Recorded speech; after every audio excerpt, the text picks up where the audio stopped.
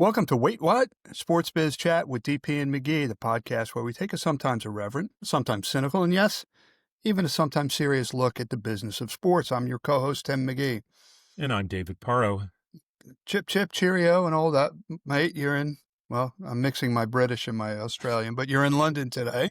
What's on your mind? I was buying it for sure. I have, it almost looks like a fake backdrop I have here, by the way, but it's just my hotel room in London.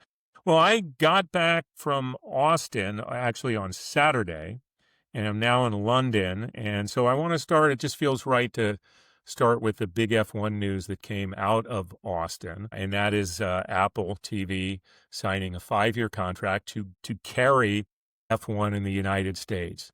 This has been a story we've talked about for a while. One of my preseason predictions was that it was going to go to a streamer. I thought at the time that it was going to be Netflix, given all of their history with Drive to Survive. But with the movie coming out, F1 the movie, with Apple behind it, the momentum really shifted over to Apple. And I think Netflix sticks with its current strategy and doesn't want to carry live sports. Apple obviously has been doing MLS. They were doing Friday Night Baseball. They won't be doing that any longer, but they've proven that they can handle this well. So this is a big deal. There are a lot of people yapping about that it's going to be the death knell for Formula One in the States without the distribution that ESPN provides. But they did get about double in their fee. It's reported to be $150 million. I've heard some say a little less, some say a little more. 5-year deal carrying all the races. And the important piece of this, and a really important piece of this, is that F1 TV, which is another way to watch all races and practices and qualifying around the world, is going in the United States is folding into Apple. So anything that had been on F1 TV, say, is coming through your subscription. And it's not an extra paywall. There's not an extra pay-per-view, which is what MLS does. Right. So that's significant. And one of the things that I'm telling people that have said, this is trouble. I heard somebody say, this is like putting NASCAR on FS2, which I think is ridiculous. Formula One is having its best year ever in the United States, about 1.3 million viewers a race in the U.S. It doesn't sound like huge numbers in a lot of ways. It's still fairly significantly behind NASCAR. But now anyone that was watching through F1 TV, and there are fans that love that product, will be going to Apple. Now, Apple's about a $12.99 a month subscription. F1 TV was $16.99. So you're not paying that anymore, and you get all of that programming and all the ancillary things. But the big thing is what I've always said about F1, that the sport is playing a slightly different game. And I know everybody loves mass distribution, but they're playing a bit of a different game. They've shown they can be profitable in that 1 to 2 million viewers a race area because of their engagement, because of their sponsorship model. So I think this thing ends up being huge for them, being able to grow, because there are a significant number of Apple TV subscribers that are going to be exposed to F1 constantly now. So I ultimately think this is a great thing for F1. I think it'll be a good one for the fans. I think we'll deal with a lot of people bitching and moaning that they have to go and get another subscription. But I'm guessing that amount of people that are watching exclusively on ESPN that aren't already Apple TV subscribers is not that big. That's I'm not saying that scientifically, that's my gut. Yeah, well, a couple things. Correct me if I'm wrong, but hasn't viewership in the United States plateaued over the last year or two? It hasn't gone up like a skyrocket for sure, but on average, they're saying if this holds this year, there's only, I think, 6 races left. It'll be the best year they've had. Okay, but so the number I heard quoted was 140 million.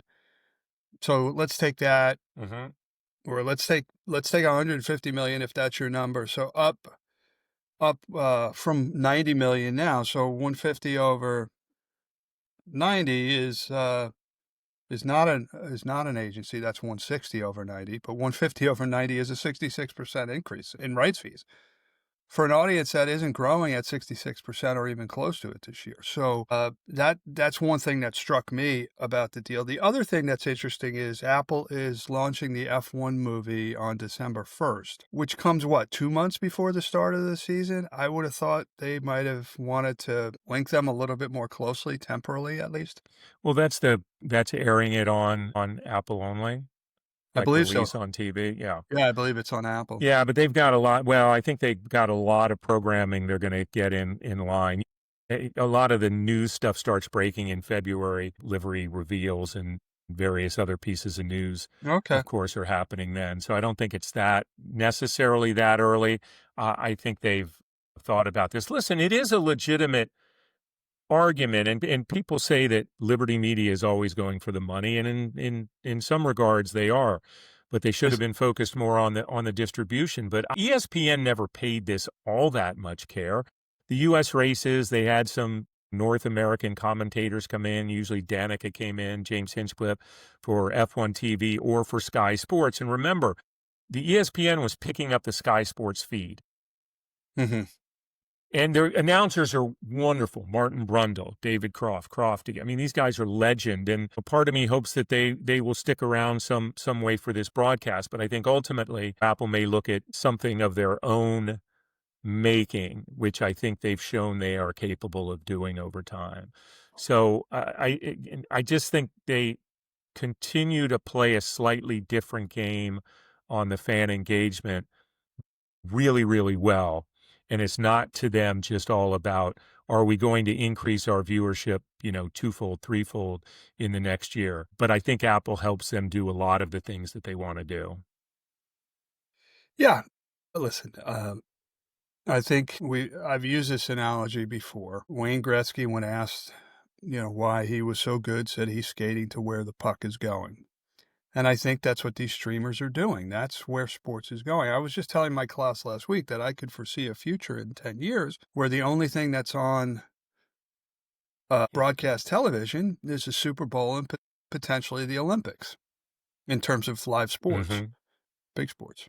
Yeah, no, things are definitely changing. Listen, it was a big weekend for F1. In addition to the Apple announcement, it was announced that Austin and Circuit of the Americas, referred to as COTA, will be hosting the U.S. Grand Prix through 2034. So a nice 8-year extension for them in Austin. This race is so great, other than the fact that it's almost like, and I'm in London now, the British Grand Prix, which is in Silverstone, which just after so many years still can't get people in and out because it's in the middle of nowhere. And even though COTA is in Austin, it's kind of out in the middle of nowhere, and there's one road in and one road out, and they consistently have issues.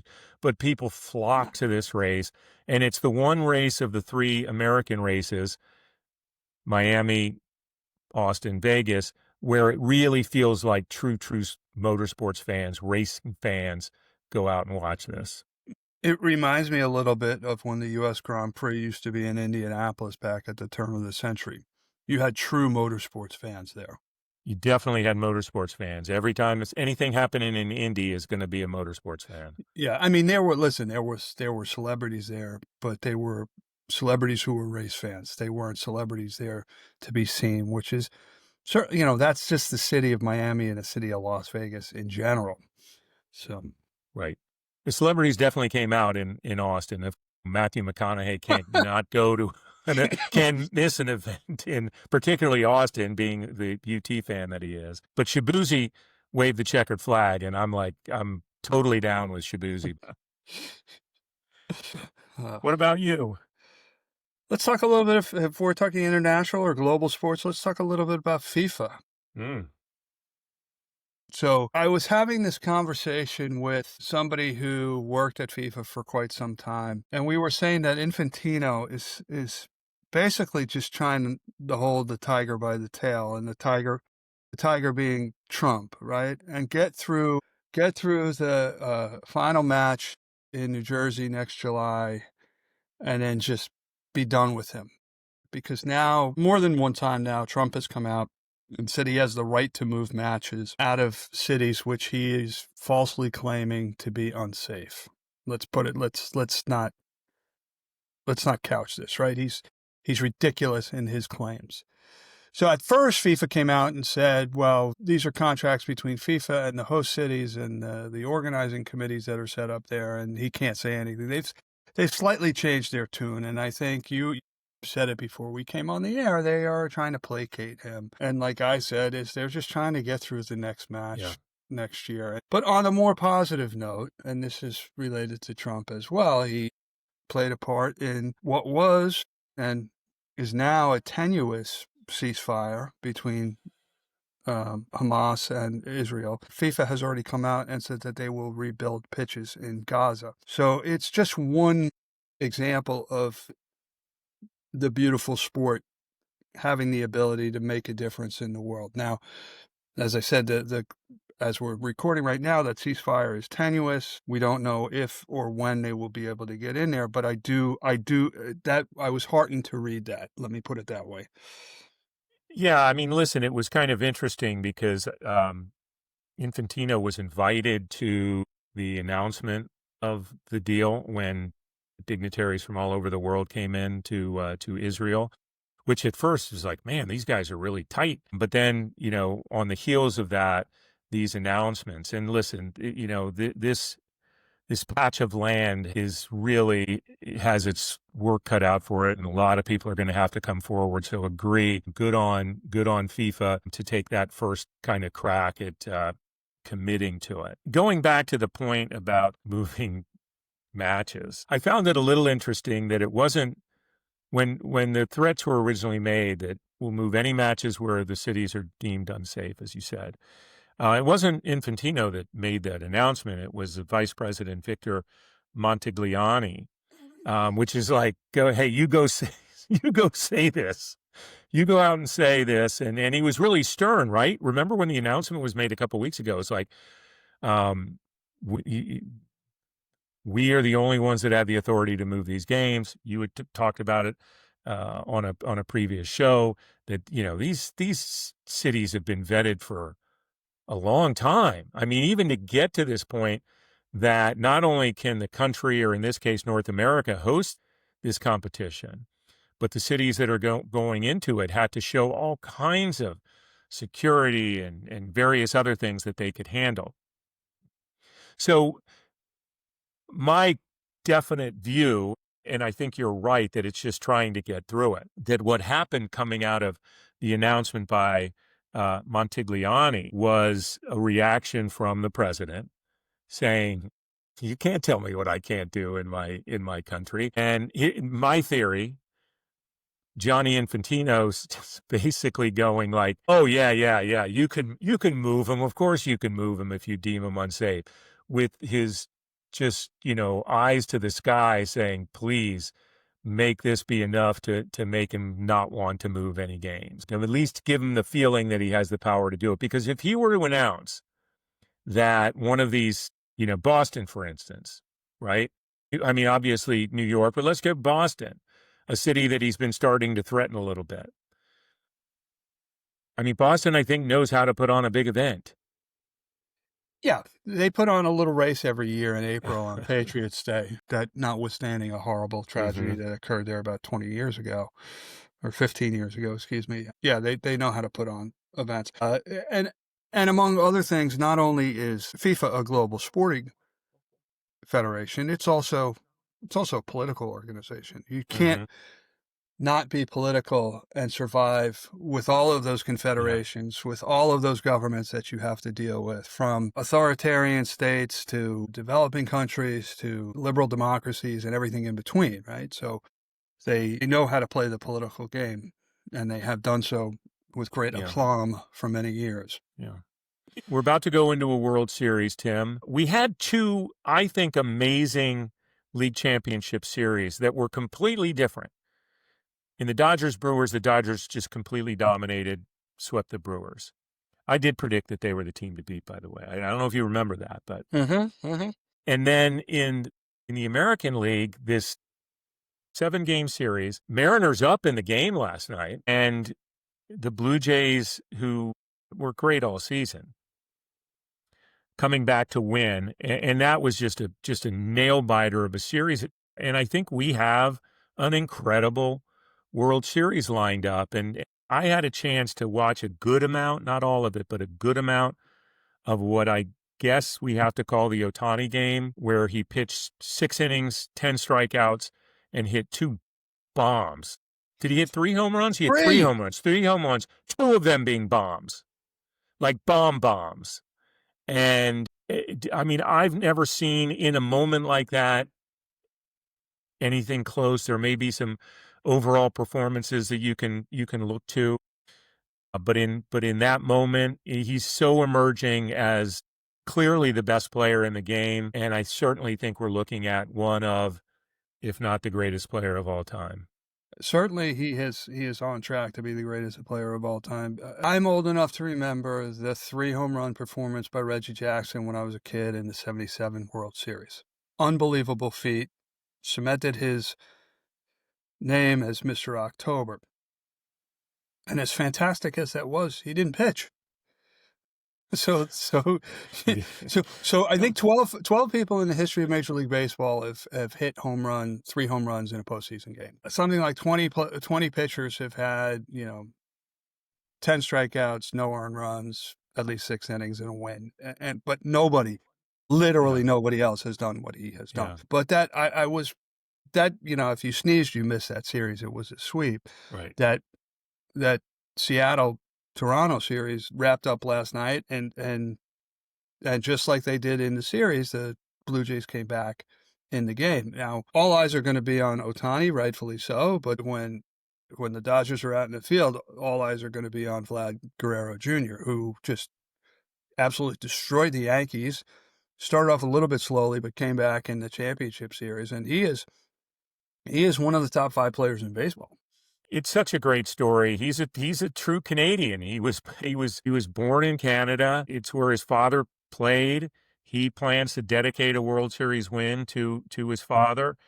Just a really cool story, and I'm very much looking forward to the World Series. Now, going back to one of the subjects we took on last week, how is this going to play out on the CBA negotiation? Because we now have the number 1, the number 2 team, and the number 5 team.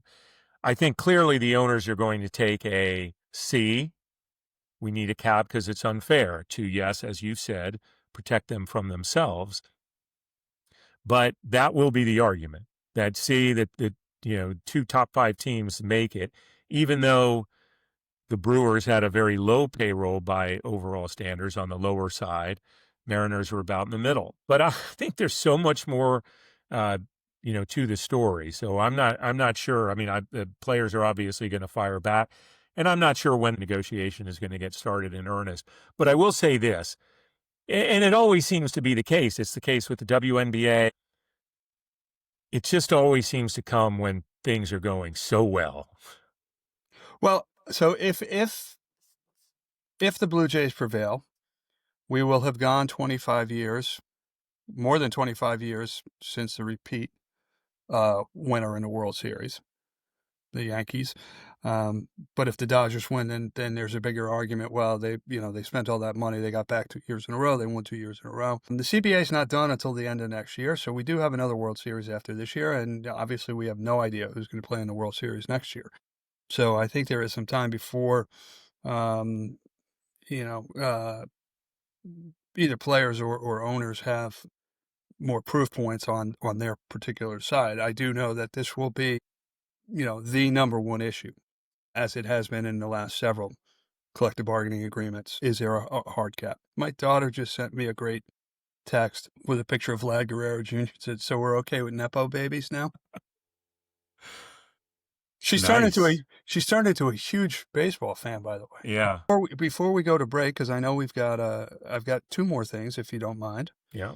Okay, number 1, I want to give a shout out to, and I know we saved this for the end, but it's part and parcel of what we were just talking about, Don Mattingly. Yeah. And all those years as a player, coach, and manager, is his first trip to the World Series. So for that reason alone, I'm going to be rooting for the Blue Jays. We have talked about it several times over the last couple of months. 2 more coaches have been fired since we last recorded.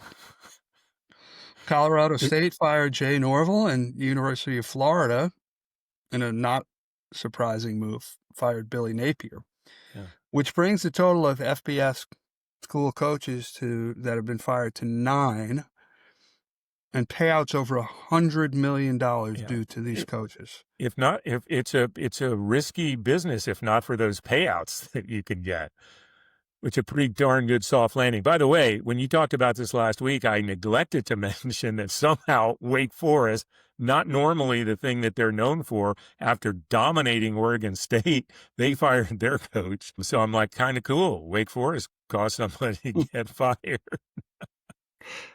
How about that? Vandy beats LSU and doesn't storm the field. Talk about acting like you've been there before. Well, now they're acting like they've been there before because they got fined so much. Because they've been there before. They have been there before now, but they also had 2 massive problems in games. So the time they took the goalpost down to the river, which I love. I don't blame him. I used to coach lacrosse at Columbia University, and Columbia went through a period in the 80s where they lost, I want to say 44 games in a row. It was the longest losing streak in Division I football history. And I had a kid who played for me. He was a great running back on the team that finally broke that streak and won. He said the fans carried because Baker Field is at 218th Street and the campus is at 112th, so it's a pretty long walk. But they took the goalpost down Broadway from the stadium to the campus, and he said after post-game meetings and post-game dinner, they got back to campus and they wanted to party with everybody, but everybody had gotten so drunk that everybody was passed out by the time they got back down to campus. So hopefully the Vandy students are a little bit more in control of themselves. But they're a good team. Are they top 5? Top Vandy? 10. Yeah. They moved into the top 10, I think. Yeah, I want to say 10. It's crazy. But how about what do you call it? Indiana, number 2. Yeah, well, they're just solid. They did renew their coach, so there's that. Yeah, that Florida job is going to be huge. Yeah, they're already. It was interesting because I read that James Franklin had he's owed a shit ton of money, but he has a clause in his contract that, number 1, Penn State can take back or hold back anything.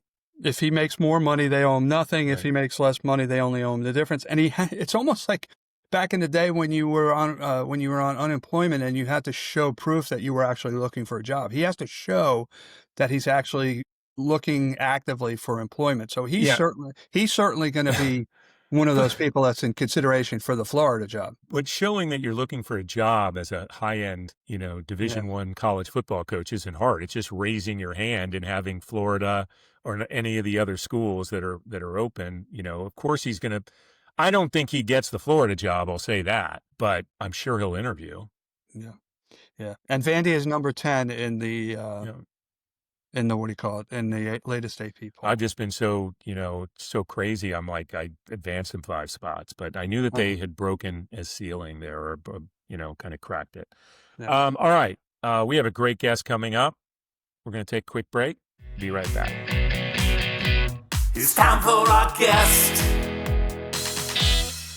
The NBA tips off this week, so we are delighted to welcome our guest, someone that has spent over 20 years with the same club, that club being the iconic Boston Celtics. Ted Dalton is the EVP, Chief Partnership Officer of the Celtics, having worked his way up the org chart from a corporate partnerships director back in 2005. Prior to going property side, Ted was with Marketing, SFX Sports, and ISI. He started his career at Disney after receiving his graduate degree from, any guesses, Tim? Wake Forest? No, the sport management program at UMass. That would be guess number 27, I think. I think so. On top of this, just a really good guy. Ted Dalton, welcome to the show. Thank you, David. Appreciate the kind words. The feeling's mutual. And Tim, it's great to get to meet you. You too. All right, let's go ahead and start. You open your season Tomorrow night, we're recording this on a Tuesday against the Sixers at home. Your superstar Jason Tatum got injured in the second round last year against the Knicks, blown out Achilles. That totally changes the dynamic, I think, of the season. You guys have been on such a great run. But we're going to give you a chance to talk about expectations, things that you feel good about, whether on the court or in general about the upcoming season. Yeah, thank you. And certainly it's an interesting dynamic being in team sports, because as much as you want to try to predict what's going on the business side, you can't always predict what's going on the field or on the court or on the ice. And that's the beauty and sort of, sometimes the frustration of sports is that you can't predict it. I'm really excited for this team for a couple reasons. As you mentioned, we've been so fortunate to have such great teams for so long. I mean, I'm entering my 21st season. 17 of those 20 previous years, we've been in the playoffs. We've been in the finals 4 times, 2 championships, a bunch of Eastern Conference finals. So it's been an amazing run. But, some of the most exciting teams and the most, I guess I'd say, interesting teams are the teams that aren't sort of picked to be sort of the perennial favorite, right? I mean, I can think of some of the early years with Brad Stevens, and man, those teams are a lot of fun. And don't get me wrong, everybody loves to win and be there at the end, but there's something to be said about being an underdog and not being the favorite. So I'm excited for that. We've got a lot of new guys, a lot of new players this year, a lot of young talent. So I'm also excited about that. And for us, from a business perspective, we've really tried to build a very strong foundation. So yes, when the team's winning, does that help the business? Of course it does. But we don't want to rely on the team winning to drive business results. And so we've worked really hard for a long period of time to sort of build the right infrastructure where we can weather sort of the downturns when the team either isn't meeting expectations or when the team might be in a little bit of a transition. But more importantly, we can take advantage of the upside.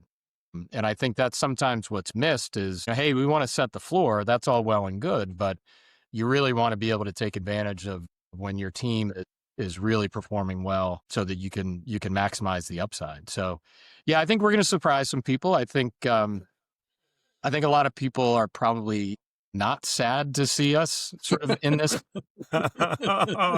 He went there. He went there, Tim.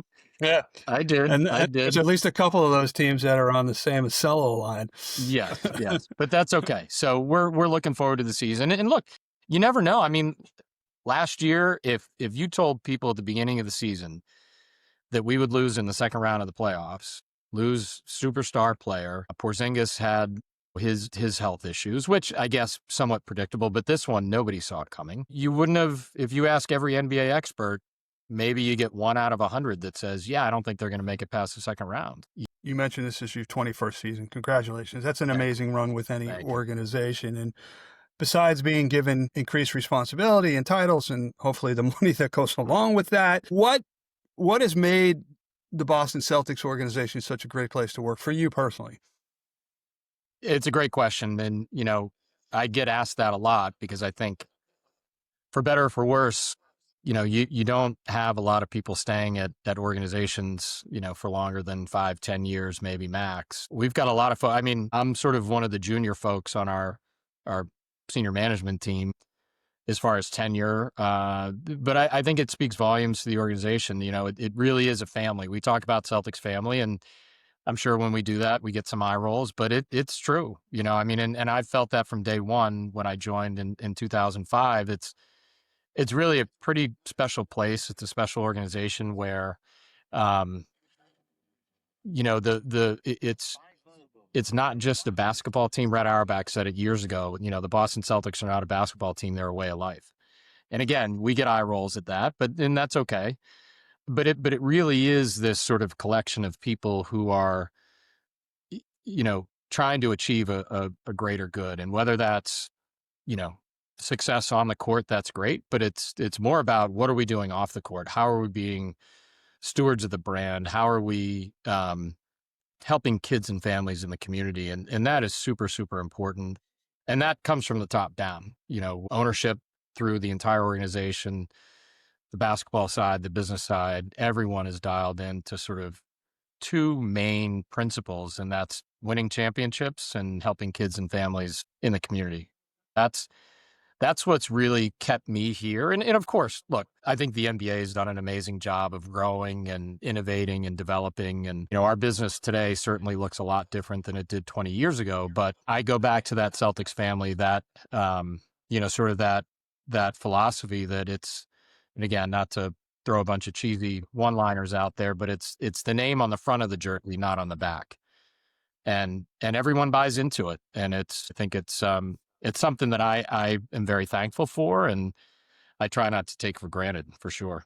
So in a way, I feel some of these questions are running a bit together, but we're going to stay on this. Celtics are a top 5 team in terms of valuation. Obviously, a new owner sold for a big number, I think 6.1 billion, and literally any other metric that you would go by, merch, brand knowledge, fandom, right, would be top 5.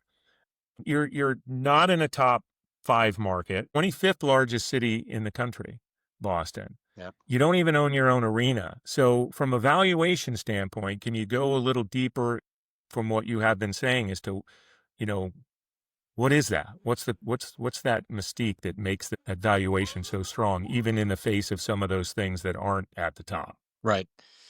Yeah, again, a great question. I think, for us, it's 75 plus years of sustained success, right? Not without effort. And again, I don't want it to come off sounding maybe the way it's going to sound, but we've been very fortunate and at times lucky, we can admit that, to have the strength of the brand that's just built over a very long period of time and sort of consistent success over a very long period of time. And I think it's interesting when I think about sort of our trajectory as a team and as a brand, there's also a couple key moments, I think, where we were very lucky, where we happened to be very good. And there were some kind of seminal changes happening in the marketplace with respect to distribution of content. And just think about the early 80s, where late 70s, the NBA Finals was tape delayed.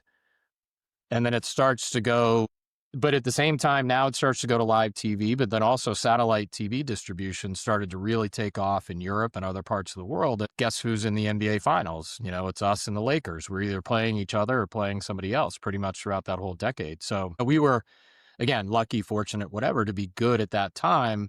But that really kickstarted our brand globally. We've got 115 million fans worldwide. We're a top 30 global brand, even counting F1 and global football. But that was a huge, huge kickstart for us back in the early 80s via satellite TV distribution. And then fast forward to the early 2000s, 2008, we're back in the finals again. And guess who? It's the Lakers. So that's when social media is taken off. So domestically, at one point it was absurd. We were adding, I think, 25,000 fans a week to our Facebook page back when young people cared about Facebook.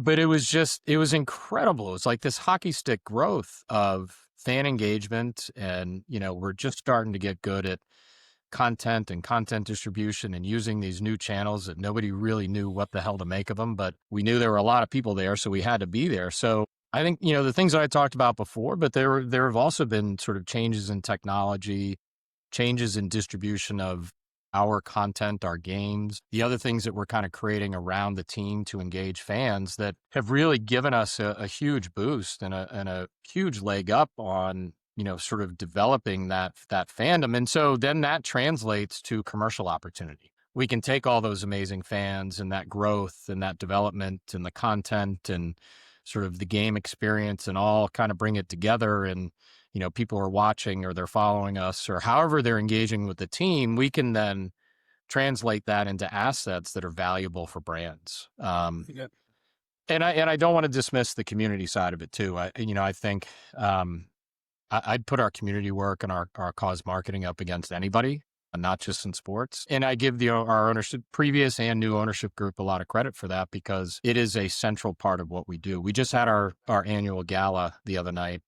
We had 1,000 people in a ballroom in downtown Boston, and we raised $5.5 million for our foundation. So, and the entire ownership group's here, the entire team, a bunch of our courtside members, a bunch of our, corporate partners, media partners. It was a great night. But so I think all those things together, David, in a kind of long, rambling way, help us sort of outpunch our coverage, right? And it's, in not owning the arena, you mentioned that, Yeah, do you look at it sometimes and say, hey, I wish we could sell naming rights, or we wish we could, do a branded space or a branded bar or some other things that, teams that own their arenas have.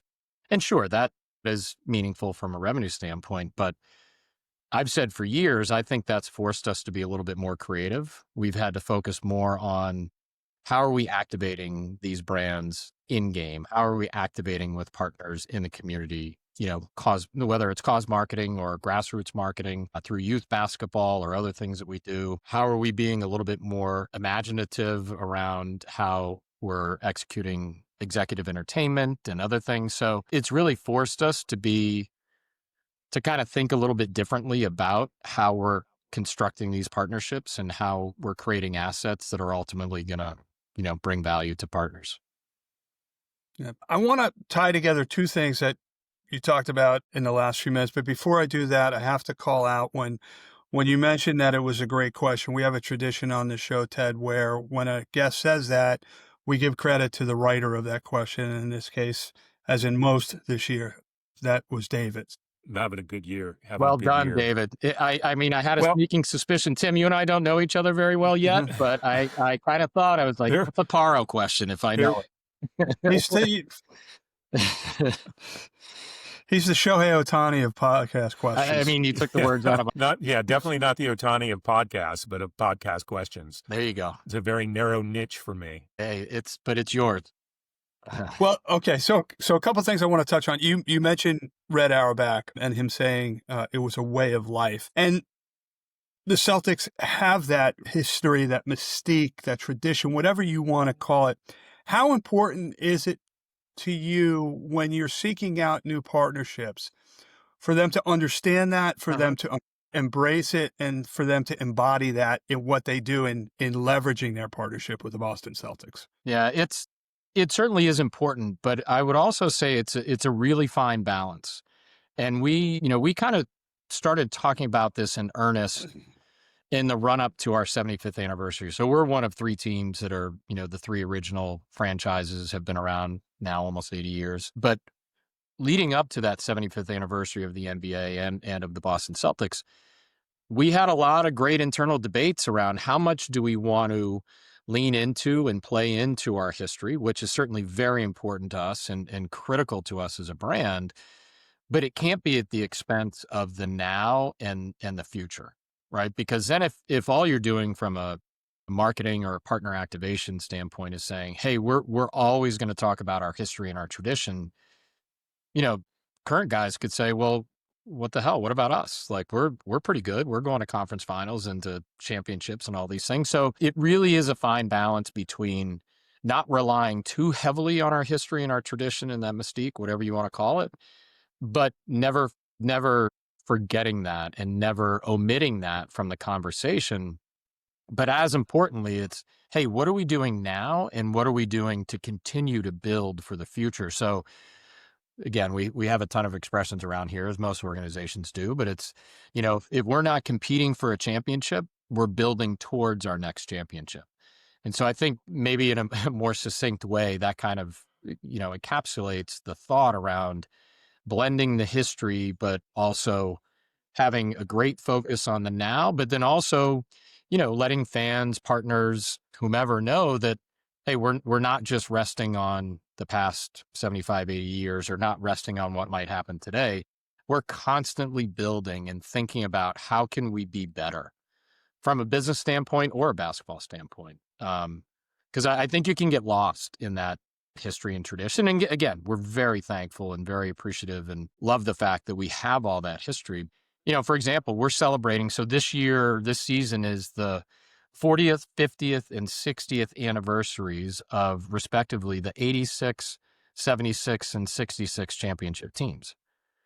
There aren't a lot of teams out there, organizations globally, that can celebrate in successive decades more than 2 or 3 championships back to back. You know what I mean? So it's really pretty amazing. So again, we don't want to take that for granted, but we don't want to use it as a crutch either. One of the things we were curious about, we talked about the Celtics not owning the stadium there. It's owned by Delaware North. What challenges does that present when you are packaging up sponsorships, or do you guys control the game day experience? Say, is there anything unique you'd like to share with us? We thought that might be something interesting to pursue with you. We control sort of the game day experience. We control all of the sort of the assets that you'd want to control, right? So all the TV visible signage, all the activation in bowl, all the things that are happening from a game entertainment, fan engagement standpoint, giveaways, things like that. So a lot of fans don't even know that we don't own the arena, right? And more fans do now because of the recent transaction, and it was such a big part of the story, which, it is what it is. But we've got such a great partnership with Delaware North and their leadership, and the Bruins and their leadership. It really is, it very much is a partnership. It's not landlord-tenant at all. So we're really thankful that we have that partnership, because that's not always the way it is at teams where they don't own the arena and they're playing for, or playing in a facility that they don't control. It can be really challenging. And we know the stories from the different areas where it's been a challenge, but we have a great relationship, great partnership. So again, we can do all the things that we need to do. And if you didn't know any better, you come into a Celtics game and you wouldn't think, oh, this is really different than what I expected because they don't own the arena. Right. It's Celtics through and through. Celtics were only one of 5 teams last year that saw an increase in their local viewership via your RSN. So how important is that relationship with NBCSN to building your local fan base, number one? And number two, do you have the ability to package TV inventory into your sponsorship packages? So NBC Sports, again, we're very lucky to have an amazing partnership with them. It's not, as we mentioned on the arena side, that's not always the way. In my 20 years, it's always been very collaborative. Things, even new assets that come into the mix, things like virtual signage and those types of opportunities, we joint sell and we share in the upside or downside, whatever that might be. So we've got a great working relationship, but also a great sort of overall partnership with them. We don't own the inventory. It's a traditional rights fee partnership as far as that's concerned, but we do have a lot of like partners, and we have partners that we go to market to together and say, okay, here are the Celtics assets. Here are the, on air, whether it's linear, streaming, any of the assets from an NBC Sports perspective.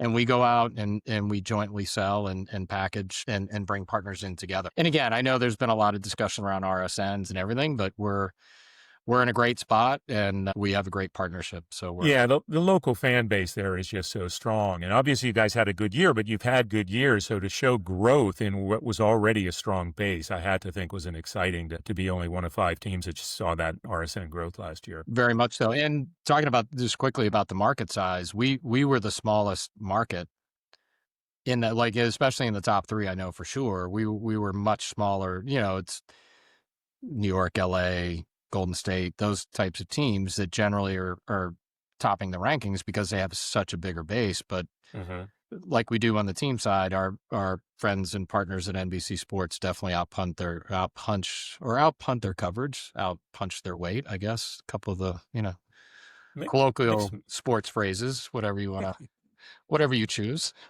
Before we get to the final questions, I needed to ask you or give you a chance to offer something up. So, okay. As mentioned in the introduction, you spent time at 16W, ISI, SFX, largely under the tutelage of past guest Frank Vuno. Yes. He has a roast coming up at MetLife Stadium on November 5th. Given that, we wanted to give you a chance, if you're willing, to tell a quick Frank Vuno story that we might find interesting. I was thinking about this, and there are so many, and David, as you know, many of which are not suitable for the airwaves, FCC, violations aside. I'm so thankful to Frank. I couldn't have asked, like being at Disney Sports right out of grad school and then going to ISI and working directly. So my official title when I joined ISI was Special Assistant to the President, which was Frank Vuno. And, maybe from an ego perspective, you say, well, I didn't go to college and do all this stuff and then go to grad school to be somebody's special assistant. But I was kind of an idiot, as most of us are at a young age, and didn't realize what an amazing sort of position and opportunity that was. And I was so, looking back, I couldn't have made a better decision. I mean, literally sitting in his office that was maybe 57 degrees on a good day, year round, at a small little table at the top of the Metro Media building. Yep.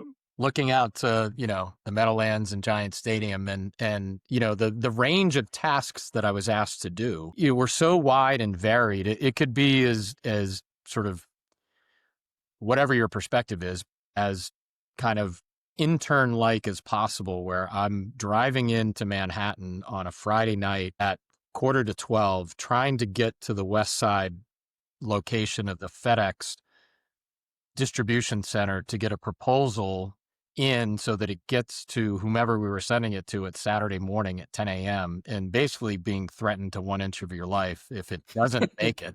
And thinking to yourself as you're fighting, traffic through the Lincoln Tunnel, like, what have I gotten myself into? But one story, I mean, again, there's so many, but one story that sticks out. So I had just come up from Disney Sports and had an amazing experience there. So I'm a couple months in, and Hackensack, which is a university medical center, which is a part of the roast on November 5th, we used to run their charity golf tournament every year. And so my job at this charity golf tournament, again, sort of in line with the FedEx drop-off, was I was the witness at one of the par 3 hole-in-one holes where, for insurance purposes, you had to have somebody as a part of the tournament witnessing. So if somebody actually hit the hole-in-one, it's like, yes, I attest, and so on and so forth. I didn't have a cell phone at the time. And so I get back to the office, and I don't even get down to sort of my little cube that was outside of Frank's office. And I can already hear his voice. Where the is he? And so I turn the corner into his office, and he's already hot. F up and down. I was like, Frank, I was at the tournament. He was like, I couldn't get a hold of you. I asked if you had a phone or what. I was like, I'm sorry, I had a pager down at Disney. I didn't think I could bring it with me, but So long story short, he, after a few choice words, like, go down to the store off of Route 3 in Hackensack and get a phone, put it on our account. And if I ever need to get a hold of you, you have that phone on you all the time, 24/7. I don't give a what you're doing. You need to answer the phone. So I was like, okay. So still to this, I don't have the phone. I still have the number. Is that why you still have the 201 area code? 201-214. So Frank could feel comfortable calling. 100%. I will never change that number for fear of getting chewed out. No, but in all seriousness, I mean, and David, he's awesome. I'll tell you, like, what he's done for me professionally and personally too. I would not be here today without Frank. He is just the most amazing, like, genuine, like, passionate, hard charging, just amazing person. And yeah, I can't say enough great things about Frank. Yeah. So yeah. Well, thanks for sharing that. Of course. The others we'll share, off air. We have 2 more quick questions I'd like to ask you before we let you go. We know you have your first game tomorrow night against the 76ers at home. So first off, where'd your career get started? Where'd you started? how'd you get your start in sports? You mentioned Disney. So tell our listeners how you got your start in the sports business. So as David mentioned, I went to the sports management grad program at UMass Amherst, and the Eisenberg School now is affiliated with that program. But before that, I was an undergrad at Wesleyan University, was an econ and government major, played football. I was on a business track. I didn't even think that there was this thing called sports marketing, or, that I could have a career in sports. And so a friend of mine was sort of looking into, one of my roommates actually was looking into grad programs for sports management our senior year. He ended up getting into coaching.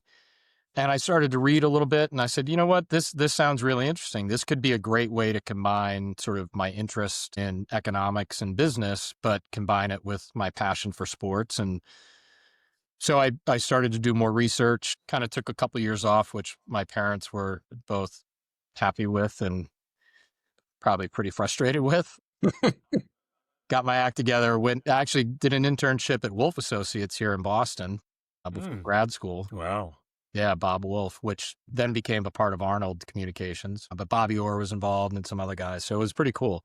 So that was kind of my first introduction, but not my first real job. And then went to grad school and UMass, obviously one of the oldest programs, and they have a great reputation. So they have contacts everywhere. But it was interesting. Like all of my classmates pretty much had their jobs all lined up, and I'm sitting there and I'm like, holy crap. Like, am I gonna have to move back home and, reintroduce myself to my parents? But thankfully, got the job with Disney Sports and worked for an amazing woman, Flo Bryan, who in the head of our group, Phil Langell. I don't know. Flo's the best. And we all reported up into Phil Langell, who was actually really good friends with Frank, because ISI, a handful of years prior, they were the first agency ever to be hired by Disney.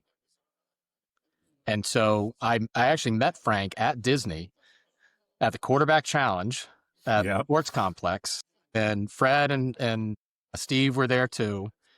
And Phil brings me over. He's like, I want to introduce you to, the guys from ISI and Frank, because Phil knew that I wanted to get back up north. And I'll never forget that. They're at one of the VIP tables just holding court. And I'm like, who is this guy? And who are these guys? Like, what is this? It was amazing. But yeah, so that's how I got my start. It's all relationships, right? UMass had the contacts and had placed a ton of people in a lot of different organizations. And, I got connected with Flo, and she was, along with Frank and certainly Rich Gotham here I work with and for. That's the other part too. Just have been really blessed to have some amazing people that, early on, but then throughout my career have been fortunate enough to work with and who have helped me out a ton for sure.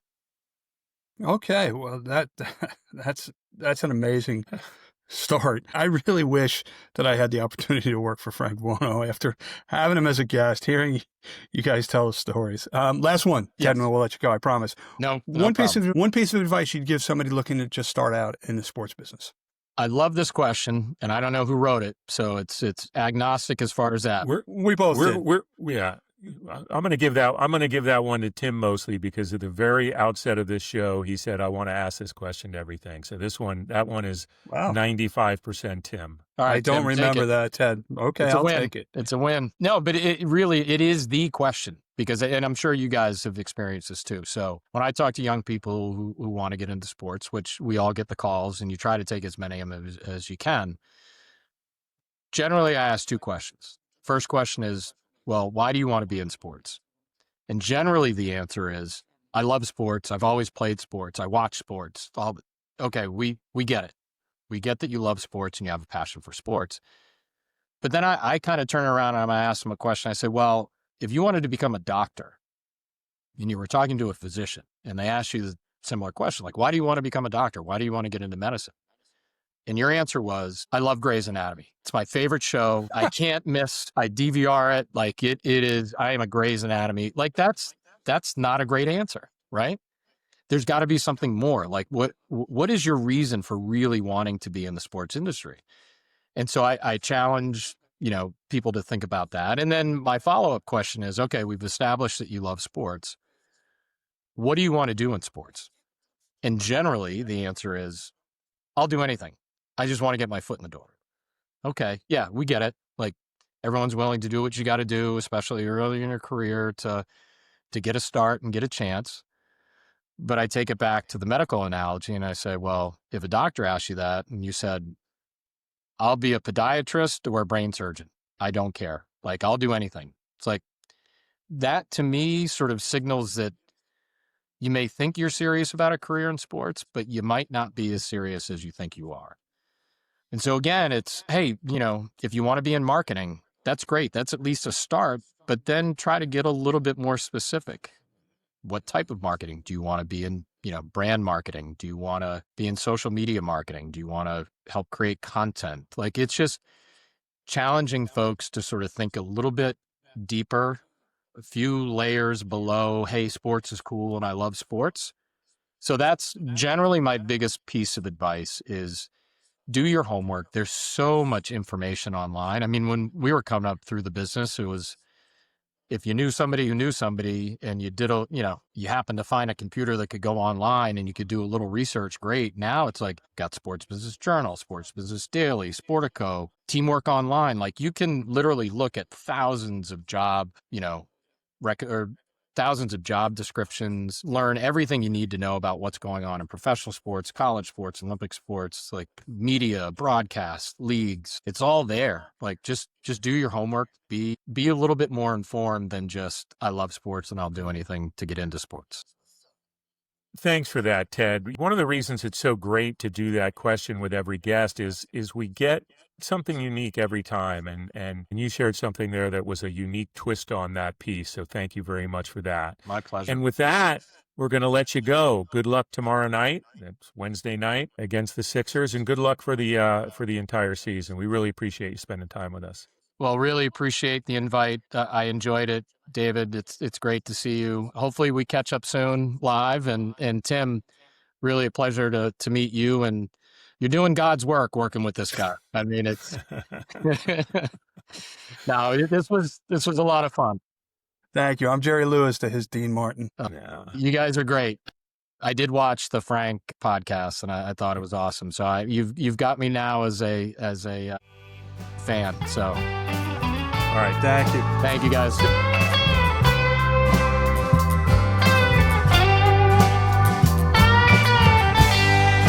Great discussion with Ted Dalton of the Boston Celtics. Such a good guy and such a great run he's had with that single team that happens to be the C's. So really appreciate him joining us today. Yeah. So it's the time of show. We generally take a peek ahead, give shout outs, try to remember the things we forgot, and whatever strikes our fancy at this time. But Tim, what do you have your eye on?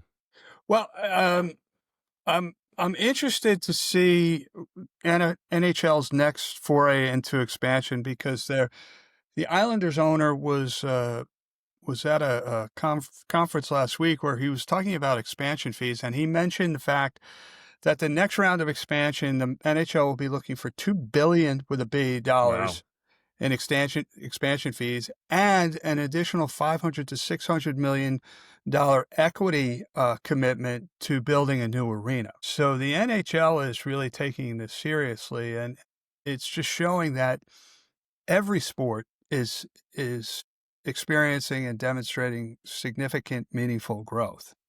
So I've really got my eyes on that. Cornell hockey. Nice. Not that time of year. They had an exhibition game last Friday night where they took on a Czech national junior team, won handily. I'll be going up there a couple times in November, but this is my favorite time of year as hockey gets underway, college hockey. What about you?